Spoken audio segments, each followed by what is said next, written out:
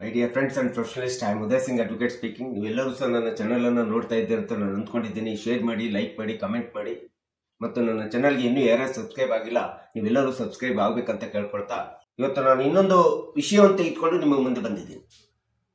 ಇವತ್ತು ನಾನು ಆಯ್ಕೆ ಮಾಡ್ಕೊಂಡಿರ್ತಕ್ಕಂಥ ವಿಷಯ ಅಂತಂದ್ರೆ, ಹಿಂದೂ ಉತ್ತರಾಧಿಕಾರತ್ವ ಕಾಯ್ದೆ 1956 ಪ್ರಕಾರ ಕರ್ತನಾದಂತವನು ಮಾರಾಟ ಮಾಡಿದಂತ ಆಸ್ತಿ ಒಳಗಡೆ ಮಕ್ಕಳಿಗೆ ಹಕ್ಕಿಲ್ಲ. ಅದು ಹೆಣ್ಮಕ್ಳು ಇರ್ಬೋದು ಅಥವಾ ಗಂಡು ಮಕ್ಳು ಇರ್ಬೋದು.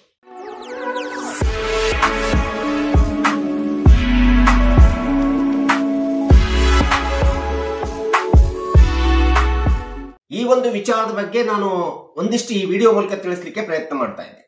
ನಿಮಗೆ ಈಗಾಗಲೇ ಗೊತ್ತಿರೋ ಪ್ರಕಾರ 1956 ಉತ್ತರಾಧಿಕಾರತ್ವ ಹಿಂದೂ ಉತ್ತರಾಧಿಕಾರತ್ವ ಕಾಯ್ದೆಗೆ ತಿದ್ದುಪಡಿಯನ್ನೇ 2005ರಲ್ಲಿ ತರಲಾಯಿತು. ಈ ಒಂದು ತಿದ್ದುಪಡಿ ಬಂದ ನಂತರ ಗಂಡು ಮಕ್ಕಳಿಗೆ ಮತ್ತು ಹೆಣ್ಣು ಮಕ್ಕಳಿಗೆ ಸಮಾನವಾದಂತ ಆಸ್ತಿಯಲ್ಲಿ ಹಕ್ಕಿದೆ ಎಂಬತಕ್ಕಂಥದ್ದು ನಿಮ್ಗೆಲ್ಲರಿಗೂ ಸಹ ಗೊತ್ತಿರುವಂತ ವಿಷಯ. ಆದರೆ ಹಿಂದೂ ಅವಿಭಕ್ತ ಕುಟುಂಬದೊಳಗಡೆ ಆನ್ಸಿಸ್ಟ್ರಲ್ ಪ್ರಾಪರ್ಟಿ ಇರ್ಬೋದು, ಅಥವಾ ಸೆಲ್ಫ್ ಅಕೌಂಟ್ ಪ್ರಾಪರ್ಟಿ ಇರ್ಬೋದು, ಅಥವಾ ಜಾಯಿಂಟ್ ಫ್ಯಾಮಿಲಿ ಪ್ರಾಪರ್ಟಿ ಇರ್ಬೋದು. ಈ ಒಂದು ಪ್ರಾಪರ್ಟಿಯನ್ನ ಕರ್ತನಾದಂತವನು ಅಥವಾ ಹೆಡ್ ಆಫ್ ದ ಫ್ಯಾಮಿಲಿ ಆದಂತವನು ಏನು ನಿರ್ವಹಣೆ ಮಾಡ್ತಾನೆ, ನಿರ್ವಹಿಸ್ಕೊಂಡು ಹೋಗ್ತಾನೆ. ಅದು ತಂದೆ ಇರ್ಬೋದು, ಅಜ್ಜ ಇರ್ಬೋದು, ಇನ್ನೇ ಯಾರೇ ಇರ್ಬೋದು.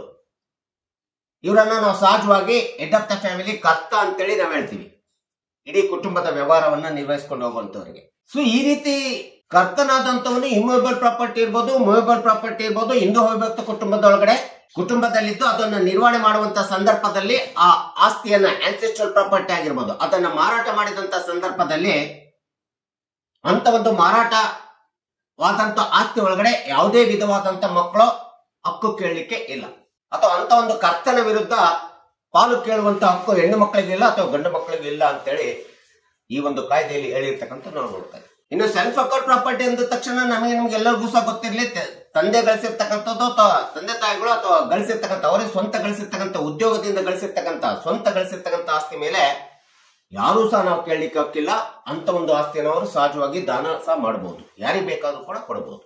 ಆನ್ಸಿಸ್ಟ್ರಲ್ ಪ್ರಾಪರ್ಟಿ ಕರ್ತನಾದವಂತವನು ಸೆಪ್ಟೆಂಬರ್ 2005ರ ನಂತರದಲ್ಲಿ ಈ ಒಂದು ಕಾಯ್ದೆಗೆ ಉತ್ತರಾಧಿಕಾರತ್ವ ಕಾಯ್ದೆಗೆ 1956 ಕಾಯ್ದೆಗೆ ತಿದ್ದುಪಡಿ ಬಂದ ನಂತರ ಅದನ್ನ 2004ರಲ್ಲಿ ಅಥವಾ ಅದಕ್ಕಿಂತ ಮುಂಚಿತವಾಗಿ ಯಾವುದೇ ಪಿತ್ರಾರ್ಜಿತ ಆಸ್ತಿಯನ್ನು ಸಹ ಮಾರಾಟ ಮಾಡಿದ್ರು ಸಹ ಅದನ್ನ ಕೇಳಲಿಕ್ಕೆ ಯಾವುದೇ ಮಕ್ಕಳಿಗೆ ಹಕ್ಕು ಇಲ್ಲ ಅಂತೇಳಿ ನಾವು ಕಾನೂನಿನಲ್ಲಿ ನೋಡ್ತಾ ಇದ್ದೀವಿ. ಆದ್ರೆ ಇವತ್ತಿನ ದಿನಗಳಲ್ಲಿ ಹೆಣ್ಣು ಮಕ್ಕಳು ಪಿತ್ರಾರ್ಜಿತ ಆಸ್ತಿಯಲ್ಲಿ ಈ ಕಾಯ್ದೆಗೆ ತಿದ್ದುಪಡಿ ಬಂದಿರೋದ್ರಿಂದ 2005ರ ನಂತರ ತಮ್ಮ ಪಾಲನ್ನ ಹಕ್ಕನ್ನ ಕೇಳಲಿಕ್ಕೋಸ್ಕರ ನ್ಯಾಯಾಲಯದಲ್ಲಿ ಬಹಳಷ್ಟು ಪ್ರಕರಣಗಳು ದಾಖಲಾಗ್ತಿರ್ತಕ್ಕಂಥದ್ದು ನಾವು ಕಾಣ್ತಾ ಇದ್ದೀವಿ. ಯಾಕಂದ್ರೆ ಕಪಾಸನಲ್ಲಿ ಲಾ ಪ್ರಕಾರ ಇವತ್ತು ಗಂಡು ಮಕ್ಕಳು ಹುಟ್ಟಿದಾಗಿನಿಂದ ಹೇಗೆ ಅವರು ಹಕ್ಕನ್ನ ಪಡ್ಕೊಂಡಿರ್ತಾರೆ, ಆ ರೀತಿ ಹೆಣ್ಣು ಮಕ್ಕಳಿಗೂ ಸಹ ಸಮಾನವಾದಂತ ಹುಟ್ಟಿದಾಗಿನಿಂದ ಸಮಾನವಾದಂತ ಸಹೋದರತ್ವದ ಹಕ್ಕನ್ನ ಸಹೋದರರಿಗೆ ಕೊಡೋ ಹಾಗೆ ಹಕ್ಕನ್ನು ಸಹ ಆಸ್ತಿ ಒಳಗಡೆ ಹೆಣ್ಮಕ್ಳಿಗೆ ಕೊಡಬೇಕೆಂಬತಕ್ಕಂಥದ್ದು, ಸಮಾನ ಪಾಲವನ್ನು ಹಕ್ಕನ್ನು ಕೊಡಬೇಕೆಂಬತಕ್ಕಂಥ ಸರ್ವೋಚ್ಚ ನ್ಯಾಯಾಲಯದ ಬಹಳಷ್ಟು ಲ್ಯಾಂಡ್ ಮಾರ್ಕ್ ಜಡ್ಜ್ಮೆಂಟ್ಗಳು ಬಂದಿದ್ದಾವೆ. ಅದು 2005 ಸೆಪ್ಟೆಂಬರ್ನಲ್ಲಿ ಬಂದಿರತಕ್ಕಂಥ 9ರಲ್ಲಿ ಬಂದಿರತಕ್ಕಂಥ ಪ್ರಕಾಶ್ ವರ್ಸಸ್ ಪೌಲೋತಿ ಕೇಸ್ ಇರ್ಬೋದು, 2017-18ರಲ್ಲಿ ಬಂದಿರತಕ್ಕಂಥ ದಾನಮ್ಮ ವರ್ಸಸ್ ಅಮರ್ ಕೇಸ್ ಇರ್ಬೋದು, ಮತ್ತು 2020ರಲ್ಲಿ ಬಂದಿರತಕ್ಕಂಥ ವಿನೀತಾ ವರ್ಸಸ್ ರಾಕೇಶ್ ಶರ್ಮಾ ಕೇಸ್ ಇರ್ಬೋದು. ಎಲ್ಲ ಲ್ಯಾಂಡ್ ಮಾರ್ಕ್ ಜಡ್ಜ್ಮೆಂಟ್ ಪ್ರಕಾರ ಕಪಾಸನರಿ ಲಾ ಪ್ರಕಾರ ಹೆಣ್ಣು ಮಕ್ಕಳಿಗೂ ಸಹ ಗಂಡು ಮಕ್ಕಳಿಗೆ ಸಮಾನವಾದಂತ ರೀತಿಯಲ್ಲಿ ಆಸ್ತಿ ಹಕ್ಕು ಪಾಲು ಇದೆ ಎಂಬತಕ್ಕಂಥ ಈ ಲ್ಯಾಂಡ್ ಮಾರ್ಕ್ ಜಡ್ಜ್ಮೆಂಟ್ಗಳು ಬಂದಿದ್ರು ಸಹ ಹಿಂದೂ ಅವಿಭಕ್ತ ಕುಟುಂಬದೊಳಗಡೆ ಕರ್ತನಾದಂತವನು ಹೆಡ್ ಆಫ್ ದ ಫ್ಯಾಮಿಲಿ ಎಂಬತಕ್ಕಂಥ ವ್ಯಕ್ತಿ ಏನಿದ್ದಾನಲ್ಲ, ಅವನು ಯಾವುದೇ ವಿಧವಾದಂತ ಆಸ್ತಿಯನ್ನ ಆನ್ಸಿಸ್ಟರ್ ಪ್ರಾಪರ್ಟಿ ಅಥವಾ ಜಾಯಿಂಟ್ ಫ್ಯಾಮಿಲಿ ಪ್ರಾಪರ್ಟಿ ಕುಟುಂಬ ನಿರ್ವಹಣೆ ಮಾಡ್ಬೇಕಾದ್ರೆ ಕುಟುಂಬದ ಹಿತಾಸಕ್ತಿಗೋಸ್ಕರ ಅಥವಾ ಮಕ್ಕಳ ವಿವಾಹವನ್ನು ಮಾಡ್ಲಿಕ್ಕೋಸ್ಕರ ಅಥವಾ ಯಾವುದೇ ಒಂದು ವಿವಾಹಕ್ಕೋಸ್ಕರ ಸಾಲ ಮಾಡಿ ಆಸ್ತಿಯನ್ನ ಸಾಲಕ್ಕೋಸ್ಕರ ಆಸ್ತಿಯನ್ನ ಮಾರಾಟ ಮಾಡಿದಂತ ಸಂದರ್ಭದಲ್ಲಿ ಅಂತ ಒಂದು ಮಾರಾಟವಾದಂತ ಕರ್ತ ಮಾರಾಟ ಮಾಡಿದಂತ ಆಸ್ತಿ ಒಳಗಡೆ ಯಾವುದೇ ವಿಧವಾದಂತ ಮಕ್ಕಳು, ಅದು ಗಂಡು ಮಕ್ಕಳು ಇರ್ಬೋದು ಅಥವಾ ಹೆಣ್ಮಕ್ಳು ಇರ್ಬೋದು, ಅಂತ ಒಂದು ಮಾರಾಟದ ಆಸ್ತಿಯಲ್ಲಿ ಪಾಲನ್ನು ಕೇಳಲಿಕ್ಕೆ ಹಕ್ಕು ಇಲ್ಲ ಎಂಬತಕ್ಕಂಥದ್ದು ಇವತ್ತು ಬಹಳಷ್ಟು ನ್ಯಾಯಾಲಯಗಳ ನಿರ್ಣಯಗಳು ಬಂದಿರತಕ್ಕಂಥದ್ದು ನಾವು ನೋಡ್ತಾ ಇದ್ದೀವಿ. ಇವತ್ತಿನ ದಿನ ಏನಾಗ್ಬಿಟ್ಟಿದೆ ಅಂತಂದ್ರೆ, ಈ ಒಂದು ಹಿಂದೂ ಅವಿಭಕ್ತ ಕುಟುಂಬ ಮತ್ತು ಉತ್ತರಾಧಿಕಾರತ್ವ ಕಾಯ್ದೆ 1956ರ ಪ್ರಕಾರ ಯಾವುದೇ ಆಸ್ತಿ ಮೇಲೆ ಅದು ಮಾರಾಟ ಆಗ್ಲಿ ಅಥವಾ ಮಾರಾಟ ಆಗ್ಲಾರ್ದಂಗ್ಲಿ ಮಾರಾಟ ಆದಂತ ಆಸ್ತಿಯ ಮೇಲೂ ಸಹ ಹೆಣ್ಣು ಮಕ್ಕಳು ಗಂಡು ಮಕ್ಕಳು ನಮ್ಮ ಕನ್ಸೆಂಟ್ ಇಲ್ಲದೆ, ನಮ್ಮ ಒಪ್ಪಿಗೆ ಇಲ್ಲದೆ ನಮ್ಮ ಪೂರ್ವಜರು ನಮ್ಮ ಆಸ್ತಿಯನ್ನ ಮಾರಾಟ ಮಾಡಿದ್ದಾರೆ ಅಂತ ಹೇಳ್ಬಿಟ್ಟು ಇವತ್ತು ನ್ಯಾಯಾಲಯಗಳಲ್ಲಿ ಪ್ರಕರಣಗಳನ್ನ ದಾವೆ ಮಾಡ್ತಾ ಇರ್ತಕ್ಕಂಥದ್ದು ಇವತ್ತು ಬಹಳಷ್ಟು ನಾವು ನೋಡ್ತಾ ಇದ್ದೀವಿ. ಒಂದು ವೇಳೆ ಹೆಣ್ಣು ಮಕ್ಕಳು ಗಂಡು ಮಕ್ಕಳಿಗೆ ಸಮಾನ ಹಕ್ಕನ್ನ ಕೇಳಿದ್ರು ಸಹ, ಸಮಾನ ಆಸ್ತಿ ಪಾಲನ್ನು ತೆಗೆದುಕೊಂಡ್ರು ಸಹ, ಇವತ್ತು ವಿನಿತಾ ವರ್ಸಸ್ ರಾಕೇಶ್ ಶರ್ಮದ ಲ್ಯಾಂಡ್ ಮಾರ್ಕ್ ಜಡ್ಜ್ಮೆಂಟ್ ಪ್ರಕಾರ, ಸುಪ್ರೀಂ ಕೋರ್ಟಿನ ಲ್ಯಾಂಡ್ ಮಾರ್ಕ್ ಜಡ್ಜ್ಮೆಂಟ್ ಪ್ರಕಾರ ಗಂಡು ಮಕ್ಕಳಿಗೆ ಸಮಾನ ಆಸ್ತಿಯನ್ನು ತೆಗೆದುಕೋಬೇಕು.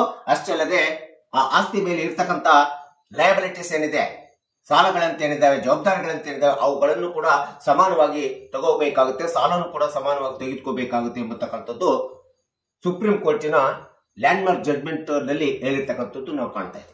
ಇನ್ನು ಈ ಒಂದು ಕಾಯ್ದೆ ಪ್ರಕಾರ, ಉತ್ತರಾಧಿಕಾರತ್ವ ಕಾಯ್ದೆ 1956 ಪ್ರಕಾರ 2005ರ ನಂತರದಲ್ಲಿ ಅಥವಾ ಅದಕ್ಕಿಂತ ಮುಂಚಿತವಾಗಿ ನಾವೇನಾದ್ರೂ ಯಾರೇ ಮಕ್ಕಳು ಆನ್ಸೆಸ್ಟ್ರಲ್ ಪ್ರಾಪರ್ಟಿ ಒಳಗಡೆ ಮಾರಾಟವಾದಂತ ಆಸ್ತಿ ಒಳಗಡೆ ತಾವು ಪಾಲು ಕೇಳುವುದಾದರೆ ಅಂತ ಸಂದರ್ಭದಲ್ಲಿ ನೀವು ನ್ಯಾಯಾಲಯದಲ್ಲಿ ಸಾಬೀತುಪಡಿಸಬೇಕಾಗುತ್ತೆ, ನಾವು ಕಪಾರ್ಸ್ನರ್ಸ್ ರೈಟ್ಸ್ ನಮಗಿದೆ,